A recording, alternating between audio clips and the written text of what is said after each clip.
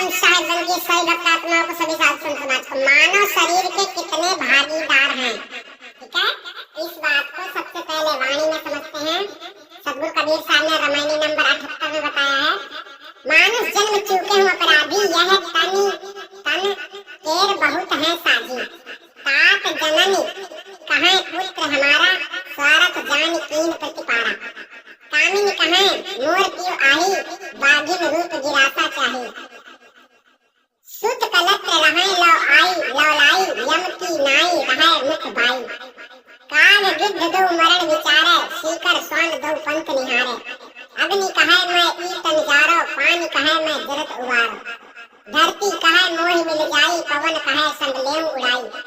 कहीं घर को घर कहे गवारा, सो बैरी होए गले तुम्हारा। सो तन तुम आपन कह जानी, विषय स्वरूप भूले अज्ञानी। अच्छी तरह समझना, इतने तन के साजिया जन्मों भरी दुख पाए। चेतन नाही मुग्ध नर, बौरे मोर मोर गोहराए। ध्यान से समझना, ये वाणी बहुत ही अति सुंदर गहराई का विषय समझाने वाली वाणी है। और चलते हैं इस गहराई को समझते हैं। सद्गुरु कबीर साहब ने क्या कहा, माया के वशीभूत होने से ही जीव काल कलवित होकर अपने चेतन आत्म स्वरूप तथा महाचेतन सत्पुरुष परमात्मा को भूलकर इस संसार में बार बार जन्म लेकर अनेक प्रकार से पीड़ित होता रहता है। उन जन्म मरणादि दुखों से तथा माया मोह से छूटने का साधन मानव जन्म ही है। इसलिए मानव शरीर पाकर परमात्मा प्राप्ति का उपाय अवश्य करना चाहिए। उस मानव शरीर के कितने साझीदार भागीदार हैं, इसको सद्गुरु इस रामायणी में दिखाते हैं। हे जीव, तुम इस संसार के बीच में इस देव दुर्लभ अपने मनुष्य जन्म से चूक गए, अर्थात ज्ञान प्रधान मनुष्य शरीर प्राप्त करने पर भी अपने चेतन आत्म स्वरूप को नहीं जान सके। अपने चेतन आत्म स्वरूप को जानना है, भेदी सद्गुरु के द्वारा ध्यान रहे। और महाचेतन परमात्मा के प्राप्ति का साधन अभ्यास भी नहीं कर सके, जिससे तुम्हारा जन्म मरणादि महादुखों से छुटकारा हो जाता, किंतु और धर्म से विरुद्ध पापादि कर्म को करके अपराधी बन बैठे हो। यानी आप लोग अच्छा काम करते नहीं हो। हमने बारंबार कहा है कि आप लोगों को सत्कर्मों पे लगना है, दुष्कर्मों का त्याग करना, यही सबसे बड़ी साधना है सद्गुरु की। लेकिन नहीं, पाखंडी लोगों ने तुमको खपड़ी में ध्यान लगाना सिखाया है, और वही ध्यान लगाने में बड़ा मजा आता है। धुन सुनना है, मोक्ष हो जाएगा, ऐसी गलत फहमी मत है। देखिए, तुम्हारे इस मानव तन के बहुत से हिस्सेदार हैं। कौन कौन है, ध्यान देना। माता और पिता कहते हैं कि यह हमारा पुत्र है, यह मेरा भरण पोषण करेगा। ऐसा जानकर इस स्वार्थ से वे लोग अपनी संतान का पालन करते हैं। कामिनी अर्थात रखेल प्रेमिका स्त्री कहती है कि यह मेरा प्रिय स्नेही उपपति है, और वह बाघिन का स्वरूप बनाकर उसे ग्रास कर लेना चाहती है। वह सब धनादि का हरण कर उसका जीवन बर्बाद करना चाहती है।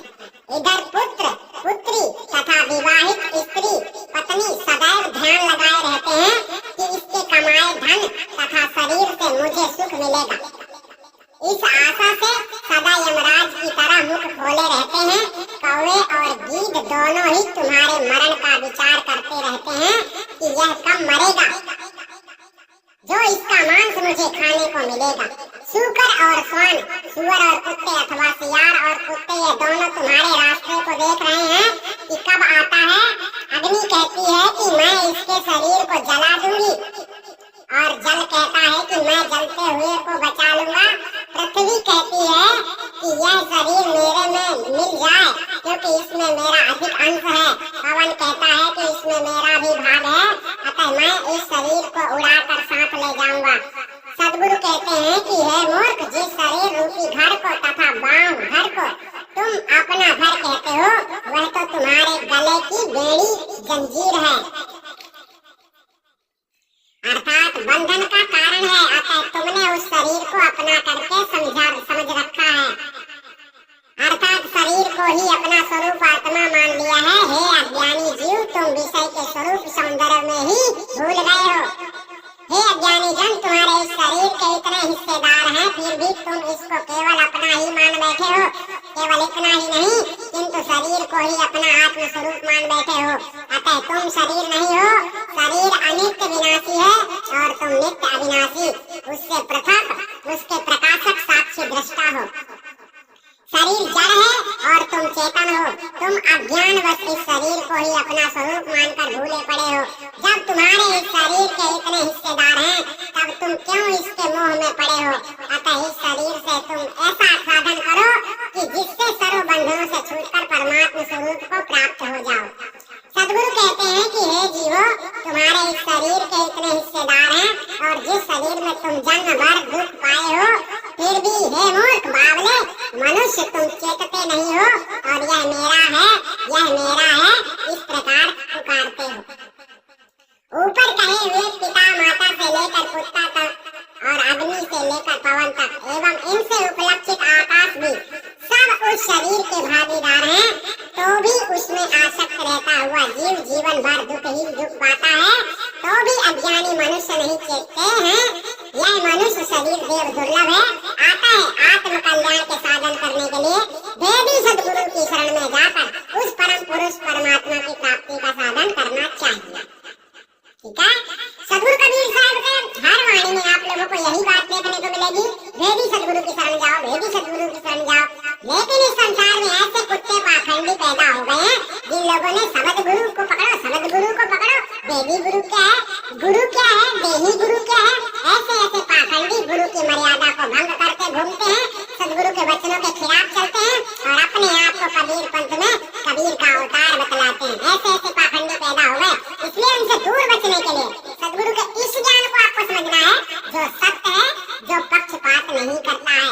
सदगुरु कबीर साहब ने कभी पक्षपात नहीं किया है। आजकल के पाखंडी गुरु के चेला शिष्य जो होते हैं ना, ये सत्य असत्य का विवेक ही नहीं करते हैं। जो उनका गुरु होता है बस उन्हीं के पीछे पीछे भौंकते हैं, यानी सही क्या है, असत्य क्या है, सत्य क्या है, असत्य क्या है, ये तो उन्हें ज्ञान ही नहीं है, इसलिए वो सत्य को भी असत्य कहते हैं। यानी किसी भी ज्ञानी के पास आप जाओगे, ऐसी बातें, ये बीजेपी की बातें समझाओगे तो उसके समझ में नहीं आएगी। उसको समझाओगे शब्द गुरु नहीं होता तो वो पाखंडी लोग नहीं समझेंगे। क्यों? क्योंकि उनको नकली पाखंडी निरंजन का धूत मिल गया है, जो शैतान बड़ी कलाएं करता है और अपनी कला से लोगों के मन के अंदर अपना घर बना लिया है, जीवों को वशीभूत कर लिया है और इसके कारण जीव अपने ही गले को उसके ज्ञान रूपी रस्सी से फांसी लगाकर मर जाएगा। यानी वो जीव जो अज्ञान दशा में भटक